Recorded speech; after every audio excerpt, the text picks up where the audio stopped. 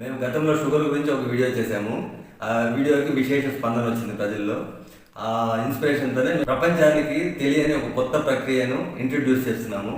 ఆ ప్రక్రియ పేరే ఇంటర్మీడియట్ బ్రీతింగ్. నిమిషానికి 16 నుంచి 18 సార్లు గాలి పీల్చుకుంటుంటాం. సో మనం ఇంటర్మీడియట్ బ్రీతింగ్లో ఏం చెప్తామంటే, ఈ నార్మల్గా మనం పీల్చుకునే నిమిషానికి 16 సార్లని స్లోగా తగ్గించుకుంటూ వచ్చి నిమిషానికి 2 సార్లు కానీ పీల్చుకోగలిగేటట్టు నేర్చుకున్న తర్వాత ఉదయం అరగంట, రాత్రి అరగంట ప్రతిరోజు చేసుకుంటే ఇంటర్మీడియట్ బ్రీతింగ్ని జీవితంలో ఎలాంటి మానసిక కానీ శారీరక జబ్బులు కానీ ఏమీ ఉండవు.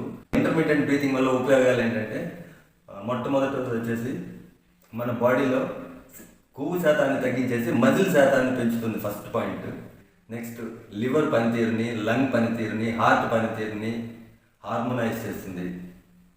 నెక్స్ట్ మనకి హైపోథాలమో పిట్యూటరీ అడ్రినల్ యాక్సిస్ ఉంటుంది కదా, దీన్ని రెగ్యులేట్ చేసిన దానివల్ల మనకి హార్మోన్కి సంబంధించిన అసమతుల్యాలన్నీ తగ్గిపోయి నార్మల్గా అయిపోయి ఉండేదానికి అవకాశం ఉంటుంది.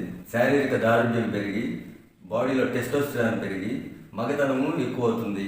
ఈ ఇంటర్మీడియట్ బ్రీతింగ్ని మార్నింగ్ అరగంట, సాయంకాలం అరగంట ప్రతిరోజు చేస్తే 60 సంవత్సరాల వయసులో కూడా మీరు 30 ఏళ్ళలాగా కనిపిస్తారు.